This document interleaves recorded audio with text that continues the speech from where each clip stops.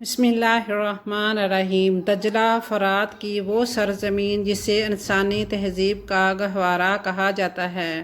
حمورابی کا زمانہ جو 1792 سے 1750 قبل مسیح تک پھیلا ہوا تھا، اس دور میں پوری دنیا کا دارالحکومت تصور کیا جاتا تھا۔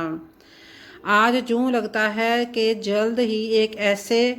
صحرا میں تبدیل ہو جائے گا جیسا صحرا کئی ہزار سال پہلے افریقہ کے سرسبز میدانوں کو چاٹ گیا تھا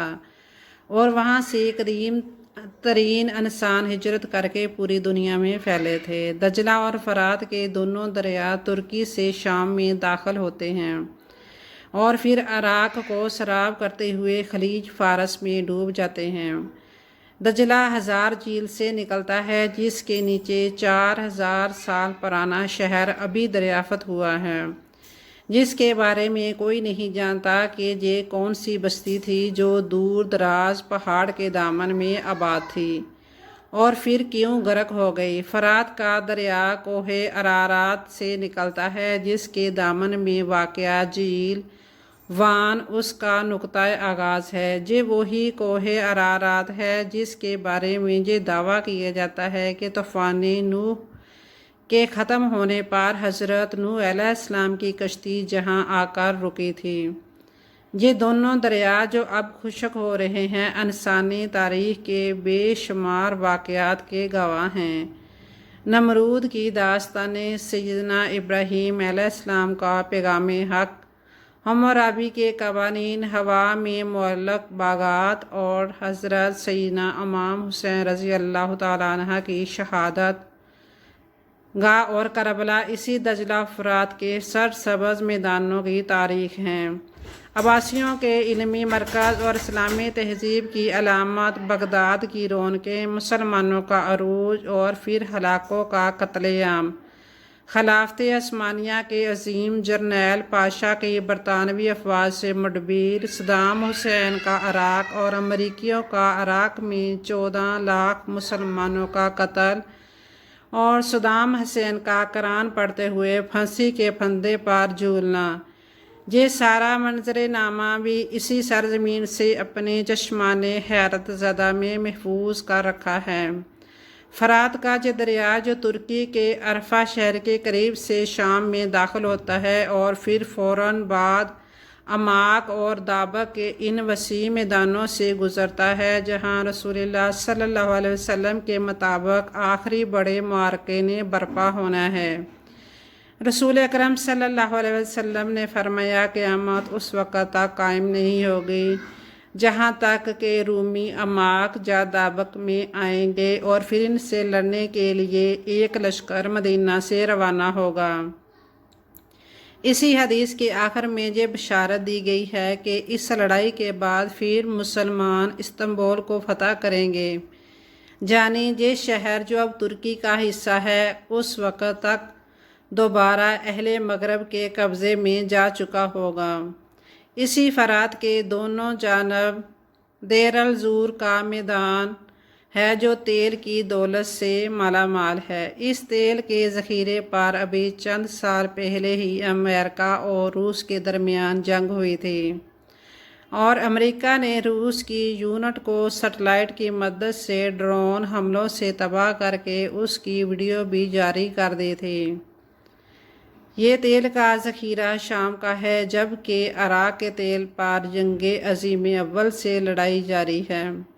یہ عظیم دریائے فرات اب خشک ہو رہا ہے جو کہ ترکی، شام اور عراق کی زندگی کی ضمانت ہے، لیکن ترکی جہاں سے اس دریا نے خشک ہونا شروع کیا ہے وہاں پر کسی قسم کا کوئی ہیجان اور اضطراب نہیں پایا جاتا۔ ترکی کی خبر رساں ایجنسی اینا ڈولو نے کچھ عرصہ پہلے یہ خبر دی تھی کہ فرات دریا کے ہارمارا کے علاقے میں کام کرنے والی ایک فرٹیلائزر کمپنی گیوبرٹیز کے چیئرمین فاہیٹن پوجارز کو اپنے علاقے میں 39 لاکھ اونس سونا ملا ہے، اور جب اس کمپنی نے اپنے سروے مکمل کیے تو اس کی حیرت کی انتہا نہ رہی کہ یہ سونے کے ذخائر دنیا کے 5 بڑے ذخائر میں سے ایک ہیں۔ اس ذخیرے میں موجود سونے کی مقدار تقریباً 99 ٹن کے برابر ہے، جس کی اس وقت عالمی منڈی میں مالیت 6 ارب ڈالر کے برابر ہے۔ دنیا بھر میں اس دریافت کے بعد گفتگو شروع ہوئی ہے اور کہا جا رہا ہے کہ صرف اس علاقے کے سونے کے ذخائر کی مالیت کئی ممالک کی GDP سے بھی زیادہ ہیں،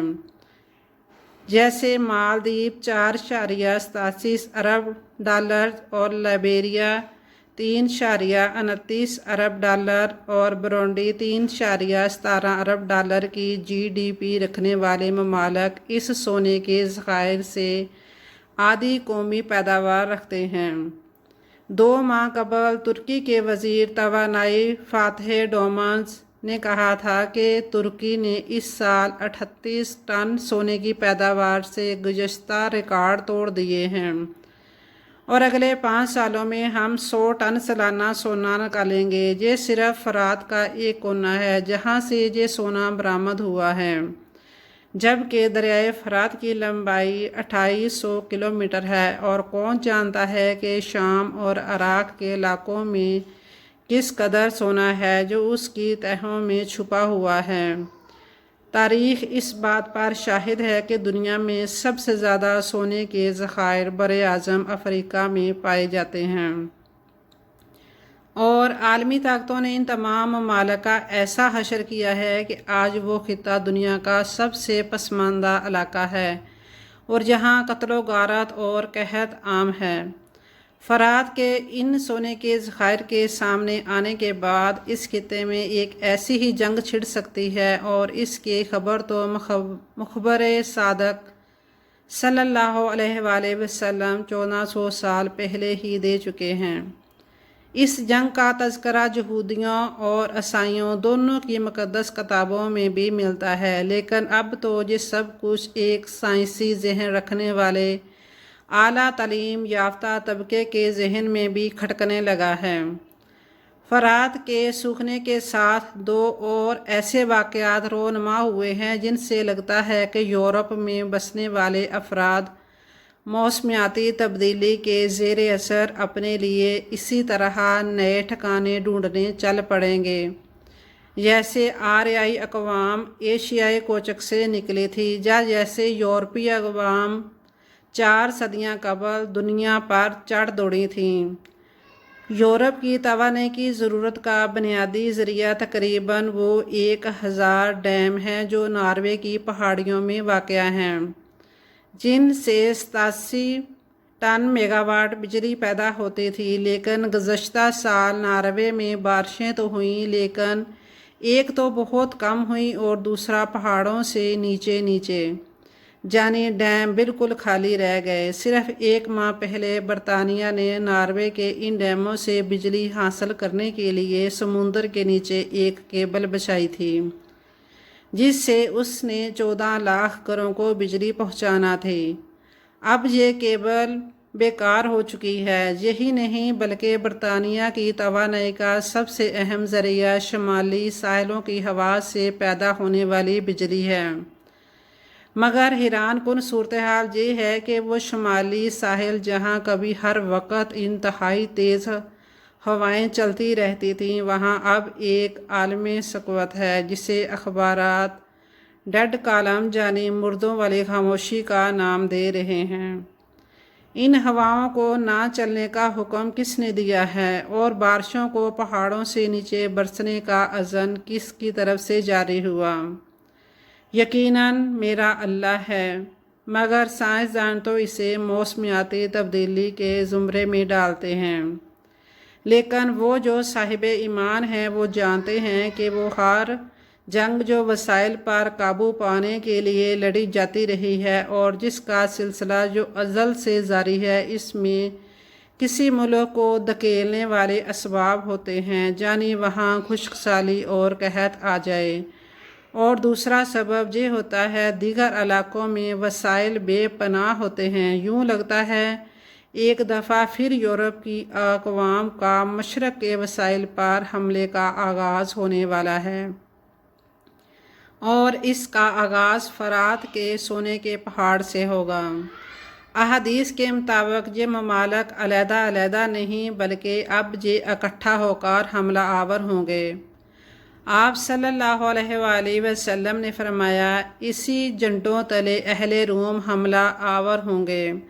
اور ہر جھنڈے کے نیچے 12,000 افراد ہوں گے، یعنی 9,60,000 سپاہی۔ بیک وقت اتنے زیادہ سپاہی آج تک کسی بڑی عالمی جنگ میں بھی اکٹھے نہیں ہوئے۔ کیا معرکہ ہے جو برپا ہونے جا رہا ہے؟ کیسا معرکہ ہے اور کب برپا ہوگا؟ قائرین بتاتے ہیں کہ یہ وقت بہت قریب ہے۔